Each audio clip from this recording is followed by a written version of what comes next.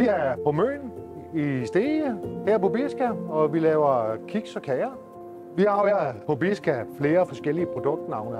Jeg tror nok, at de fleste godt ved, hvem Birka er, men de ved måske nok endnu bedre, hvem Karen Wolf er.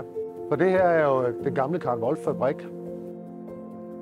Vi står ude i et af vores pakkerier lige nu, hvor vi er ved at skifte vores ABB-palleteringsrobot. Sømod har vi haft til at hjælpe os med opgaven. Det er ikke så nemt den der. Det er sådan en lille sag på knap 2 tons, og der er ikke ret meget plads herinde i. Som udstyr har vi vores minikran. Vi kalder det minikran, det var i hvert fald 8 ton. Det er en Jacko 1280, en italiensk kran, og det er ret kompleks luft, fordi vi har ikke rigtig meget plads.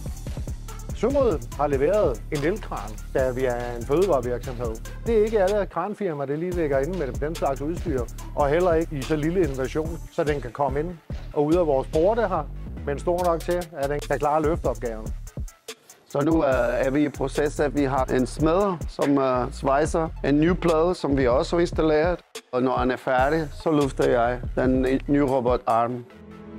Med 6 meter til loftet og både plads til kran og en robot, der skal ud over et hegn på godt 2 meter i højde, så er der ikke så meget spilrum. Men det har de klaret rigtig fint. Nu står den nye inde, hvor den skal være. Så nu kan ABB begynde at samle den igen. Jeg synes jo, at Sømods arbejde har været super.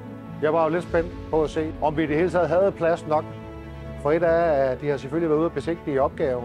Det er noget andet, når man først får tingene fysisk ind her. Har vi så plads nok? Men det må man sige, at det har kranføreren været fuldstændig skarp på, hvordan den opgave den skulle klares. Så stor tak til ham. Vi kunne sagtens finde på at bruge Sømod igen til lignende opgaver, det er helt sikkert. De har jo bevist nu, at de har gradet til små rum, til relativt store opgaver. Så det er helt klart en fordel for os.